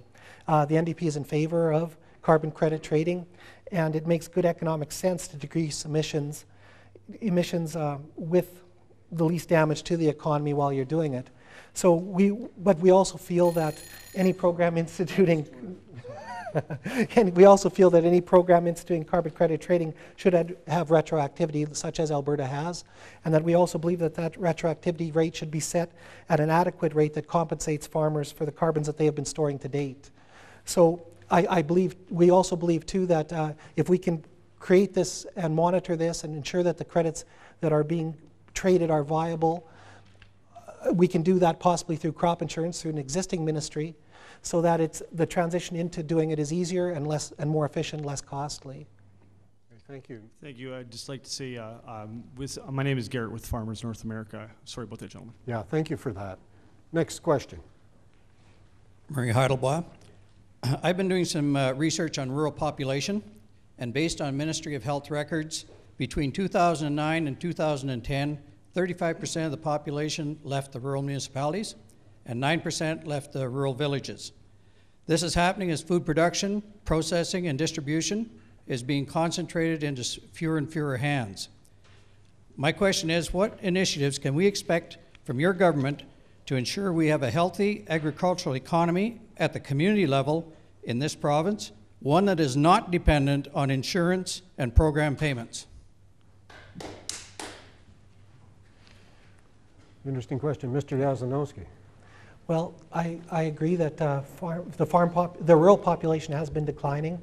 There's been some swing back recently, But I think part of what you need to do is ensure that rural life is adequate. And you have to ensure that there's a quality of rural life.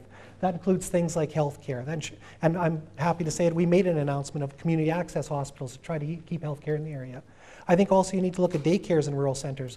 There's a number of rural communities where you have people farming and young families going back to farm and they can't find daycare for their children. Both of them have to go out to work.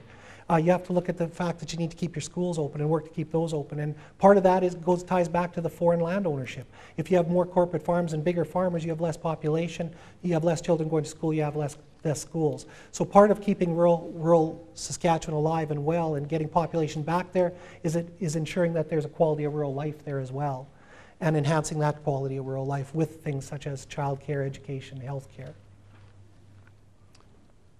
Mr. Benrod. Thank you, Doug. Well, good question again. And I think one of the positive signs that I see, and I think many of my colleagues see across this province is representing a rural riding out there, is the small towns and the villages and that coming back to life across Saskatchewan. For many years, what we saw was school closures, empty businesses or businesses closing up in small town Saskatchewan.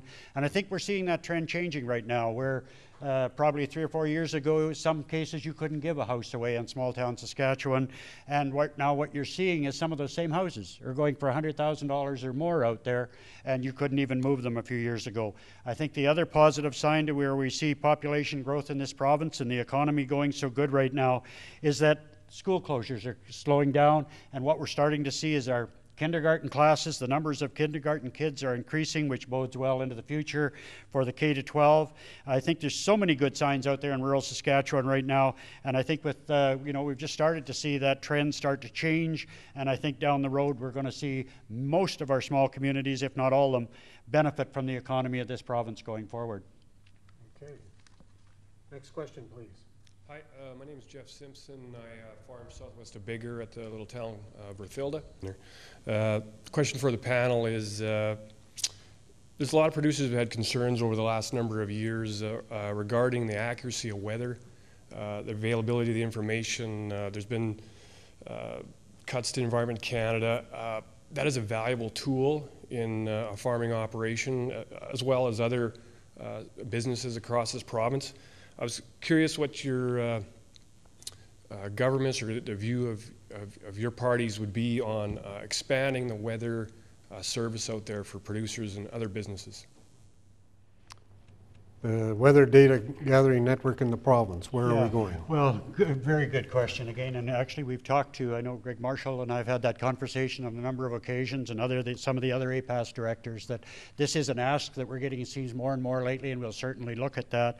I think from the federal government's perspective too, well, let's put it this way, we're not totally happy with the way that weather is forecast in this province, and really part of that is the recording part that goes with it. But in the case of the weather patterns changing so dramatically right now, I think we would really like to see more attention paid to our forecasting that happens in the province. But from our perspective, what we can do with you, I think, is work on maybe having more weather stations in the province and seeing how that would benefit you as producers out there. But that's certainly a question that we've had for the last couple of years.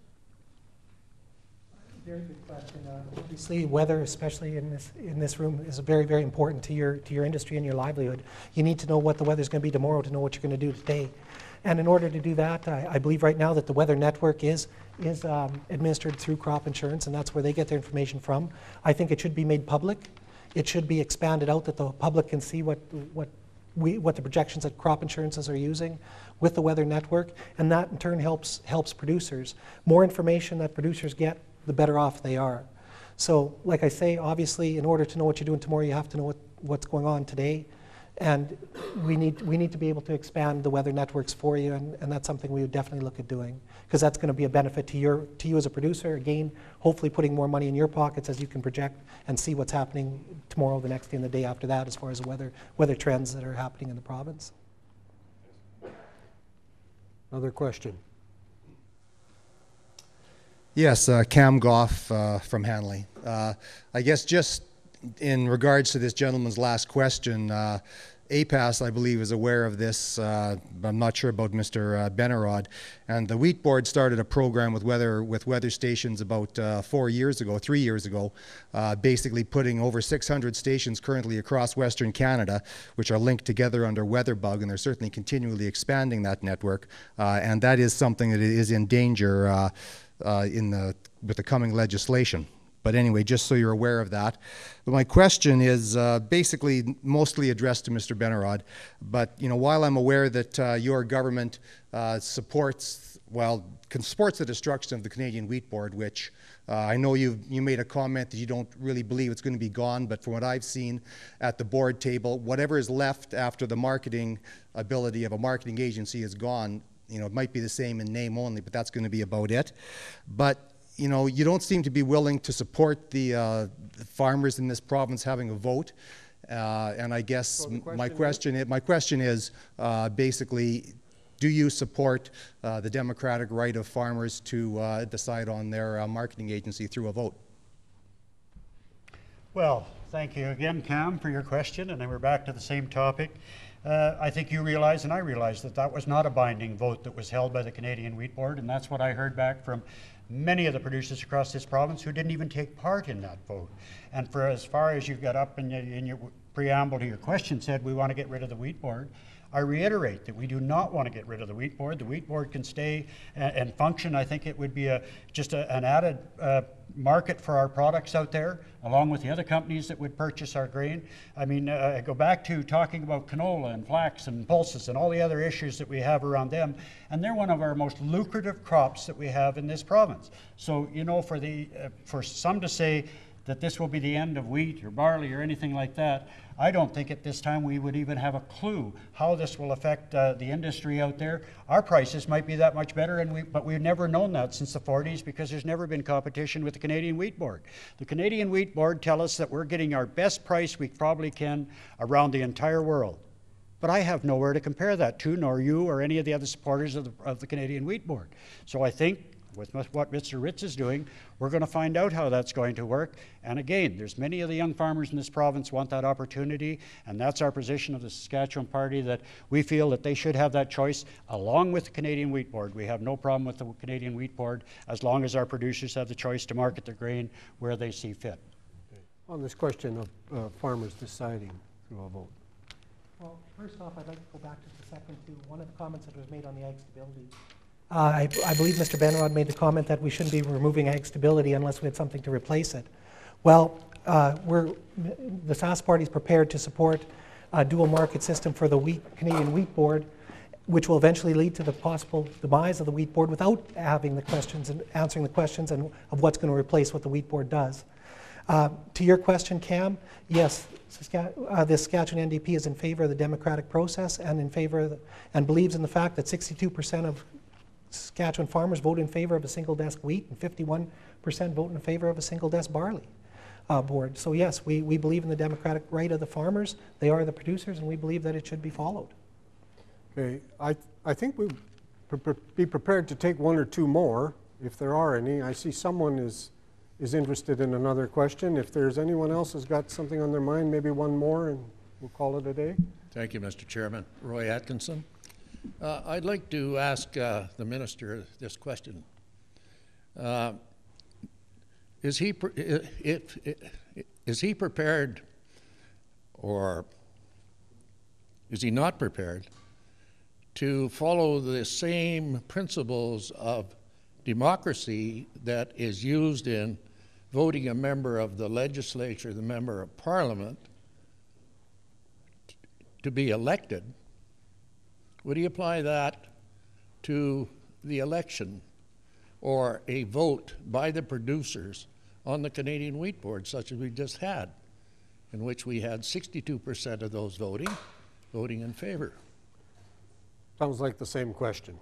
Yeah, really, we're starting to become repetitive on the issue, but I think you know where my position stands on this. I don't understand it, really. If you believe in your principles, the way you got elected, why it wouldn't apply the way the farmers voted on the Wheat Board? Well, I don't know if you want me to answer that. I think I've answered it a number of times. Your call, Mr. Minister. I think I'll leave that one. I think Mr. Atkinson knows exactly where I stand on this issue. So. Okay. do you have anything to add? Okay. We believe in the democratic All right. process, as I said, and the right of the producers to have the single desk wheat. Are there any other questions related to agricultural issues? If not, thank you very much for your participation, your excellent questions, and the excellent answers we've had. Moving along in the agenda, I'm going to ask each of the participants for their 3-minute summary comments. Mr. Benrod. Well, thank you, Doug, and again, thank you for giving us the opportunity to talk with producers from around the province. I think in my wrap-up here, I'd just like to remind you some of the programs that we brought in the 4 years. I think many of them have helped producers across this province, and I think we would be quite willing to run on our record of the last 4 years going into this election. As we all know, and I think we've talked about earlier today, that the $600 million in the last 2 years that's been paid out of the excess moisture program through the $30 per acre, along with the federal government. Of course, then there is the unseeded acreage payments that we increased from $50 to $70 through the crop insurance program. Number of changes we've made to the crop insurance program to try and help farmers across the province. This year alone, it's the highest coverage that we've ever had in the province of Saskatchewan. And again, nothing to do with the provincial government. It's more to do with the fact that our grain prices have improved and that coverage is higher, maybe partly due to some of the changes we've made, but mostly due to higher grain prices. Some of the other things that we've done in the province, and I'm proud over the first 4 years that we've touched on this and dealt with this, is the education tax reduction on farmland. I can remember for a lot of SARM conventions when the previous government talked about the status quo was not on and SARM delegates wanted that dealt with. Well, at least we've addressed it to a great degree. I think producers are not maybe completely satisfied. I think the perfect situation if it was removed completely, but I think we're down to about on average 80% of what we were paying. 80% is removed of our education tax in an average RM. So I think that's been a positive one. The province-wide fur whip program for water, and this was brought about, of course, because of the drought in the southwest. I believe 3 or 4 years of that drought was under the last government, the NDP, but we in conjunction with the federal government, brought in the fur whip program where if you drill a well or a dugout or want to hook up to a pipeline for non-potable water, you can get a 50% rebate right now. And I think that's something that when we're dealing with flooding right now probably isn't high on the agenda for many of the producers out there, but it will be there for the ongoing into the future. And I think that's a good program because that can be very expensive, whether it's a well or a dugout for farm families across the province. A number of the other things I think we've dealt with is set up a young farmers group that gives us their advice on such things as crop insurance and some of the changes that should go there. But such things as the wheat board, we hear from them on that issue. We've talked a lot about that today. But a number of areas where our young farmers in this province where we certainly need more young farmers to take over the land that is being farmed out there and see more younger faces out there, and that would be a real benefit. And we're trying to work with young farmers across the province. So with that, on November 7th, I think our record will stand for itself over the first 4 years, and glad to run on the record that we have for the first 4 years of government, and hope we have that opportunity again. Thank you. Mr. Yazanowski, your closing remarks, please. Well, first, I'd like to thank you, Doug, for chairing the table, the debate here today. I also want to thank everyone who showed up today, and I want to thank you for your questions via internet and live here in the audience. There were a lot of good questions, a lot of good issues that were raised, and I think we had a very good discussion today. Thank you, Mr. Benrod, for participating with us as well, and for providing your input from your angle on this. As I said in my opening comments, the future right now looks very bright for the agriculture industry. Prices are up in grains and cattle, oils, cereals, but what we need to be prepared for is an eventual downturn if it comes, and we need to be competitive. And by being competitive, like I said earlier, it needs to be competitive with the agriculture input suppliers going forward. We need to ensure that they don't end up becoming monopolies that take money out of your pocket, out of the bottom line of your industry. So as an NDP government, we are firmly behind the need for input cost monitoring to ensure that those dollars stay in your pockets. Mr. Benrod also touched on the fact that they've done, that they enhanced the unseeded and the seeded acreage portion to $70 an acre. When you take the intensity levels off of there, you're down to $46 on average is what I'm being told. You add the $30 from the disaster payment, you're at $76. That isn't covering your input costs in the flooding and the disaster areas. We have historical revenues coming in right now, and we have a AAA credit rating. And while some of these programs have gone a little ways down the line to help you, they haven't gone far enough. And what we need to ensure is that when tough times fall on producers, that there's a government there that'll pick up and help you and ensure that you can get bridged across to the next set of good times. Industry is cyclical, we know that. But what goes up always comes down, and we need to be there to ensure that when it comes down, we're ready to bridge across to the times when it comes back up. Going forward, we've put out into our platform that we'd introduce spot loss hail. We'd extend crop insurance coverages to market gardening and to organic farmers. We would consider winding down ag stability to ensure that it helps more producers by putting it into a crop insurance program. So what we need to do going forward is ensuring that you as a producer benefits in this province, and that money is coming back into your hands, and that you have a competitive edge over the marketing, over the input companies that are providing products to you. On November 7th, I ask that you would give us support and help us move you forward to ensure that you are secure going forward with a competitive advantage. Thank you for your very timely remarks.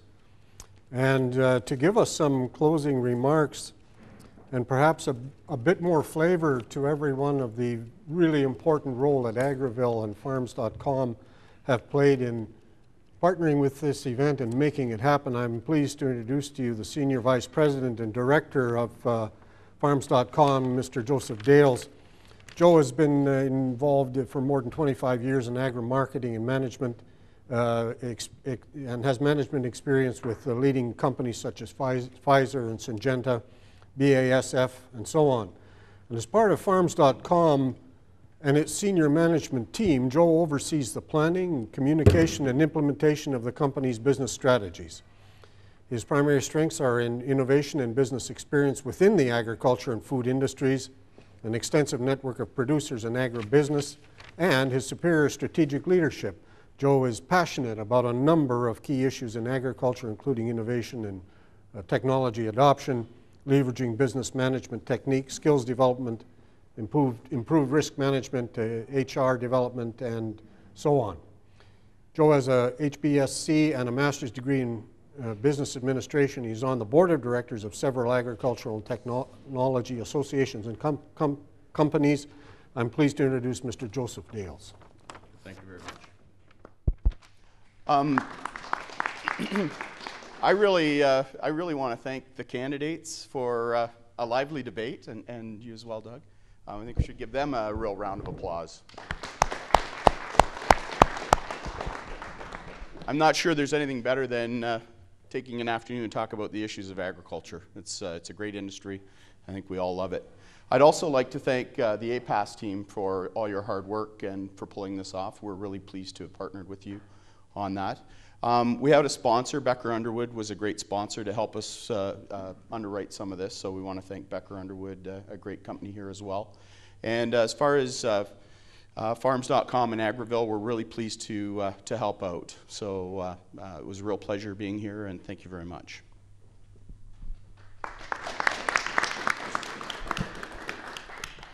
I'm just going to slide that in there, Bob. Thank you. On our end of things, this is all I've had to do, but we've had leadership from our general manager at APAS, Niall Kuyak, in managing this process and doing the planning. And if you're not familiar with our communications manager and his expertise in planning and pulling off such events, you ought to know his name, Mr. Aj Tucker, who's done an outstanding job over a very few short weeks in bringing this to Agriville's website, to the province of Saskatchewan through 3 media outlets, and to all of us here today. So my thanks to my colleagues.